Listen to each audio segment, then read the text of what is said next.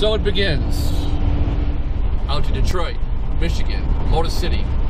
Out to see some friends, shoot some pictures. Week on the road, a couple $100 in my pocket, my camera gear. Let's see where it brings us. When I turned 50, I sold my business. I bought a van, and now I travel. I live day to day and mile to mile. I spend my time searching for the perfect picture, the perfect shot. I look forward to every day and discovering more fantastic journeys. I had driven most of the day, and I arrived after dark. I really didn't know what to expect. I mean, I heard stories about how Detroit isn't what it used to be, but I came to see for myself, to find out what really happened here. I found myself a place to crash for the night, and when the sun came up, I got a real good look.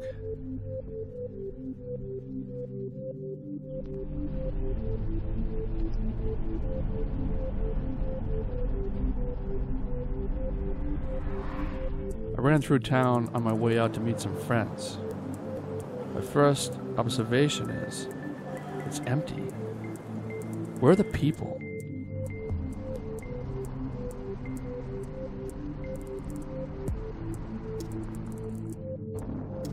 I was on my way out to meet Jesse, a fellow photographer and urban explorer.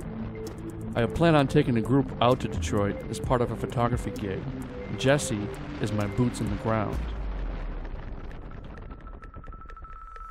With almost 80 abandoned schools and 70,000 abandoned buildings, 31,000 of them being empty homes, and 90,000 of them being vacant lots, Detroit's become notorious for its urban blight.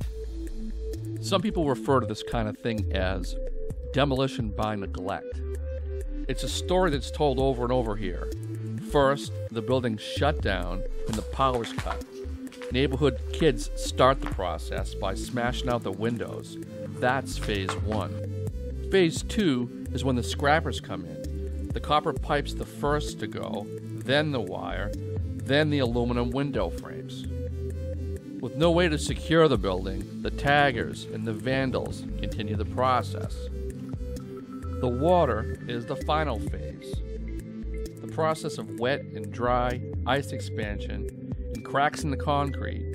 It's only 10 or 15 years before the building starts to crumble. You can see this happen over and over, here in this city and others just like it.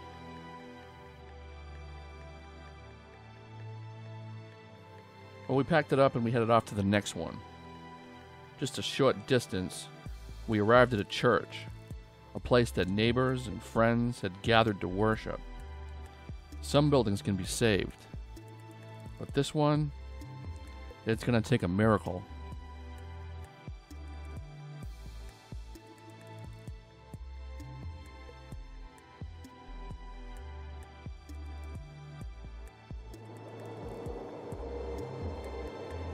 A bit later, I left the group to spend some time by myself.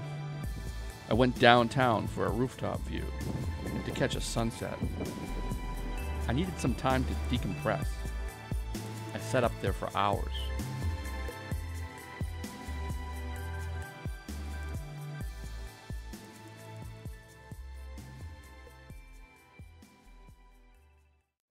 Had an awesome night's sleep last night. I just wanted to share with y'all just how cold it was in the van. My bottle of water actually froze solid. Amazing. I got my gear together and some fresh batteries. And the first stop on my second day with Jess was a public library.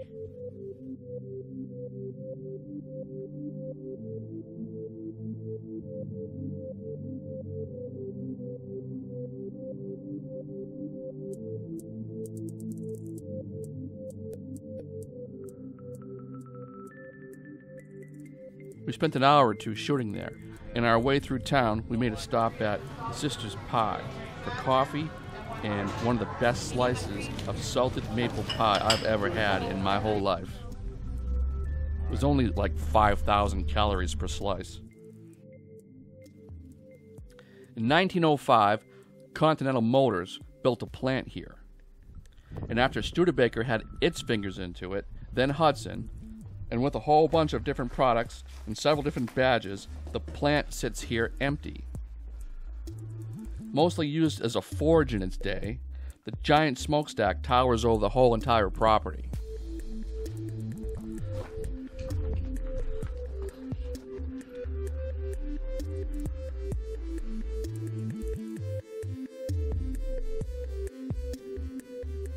Just across the street, the functioning, operational Chrysler plant watches over it.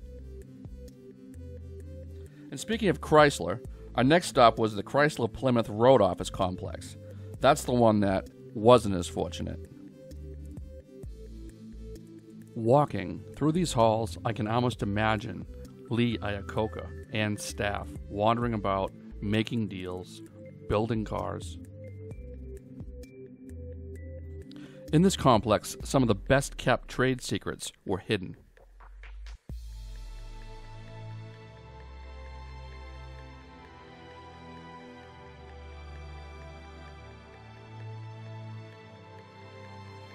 But you know, Detroit isn't all doom and gloom. Not only is Detroit turning itself around, but there's a strong artist community here. Like this outdoor gallery called Dabble's African Beads.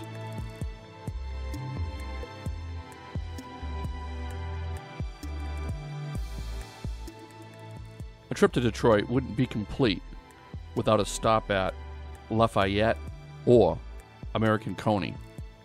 This legendary rivalry was started in 1917. These two brothers have competed against each other for almost 100 years. If you stand in the street, you can still hear the banter. A typical Coney is a dog topped with chili, raw onions, and mustard. Just do me a favor. If you're in Detroit and you've ever tried a Coney Island dog from Lafayette or American, let me know who you like best. Leave it in the comments.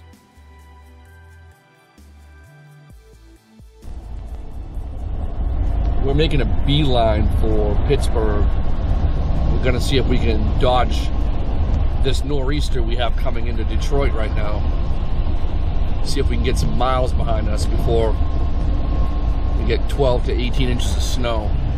That should be a real test of what it's like to live in a van.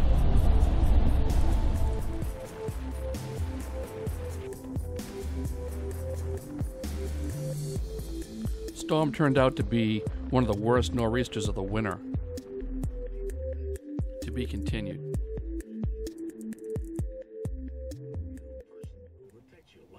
Oh, and don't forget, just in case I forgot, Muffins says hi.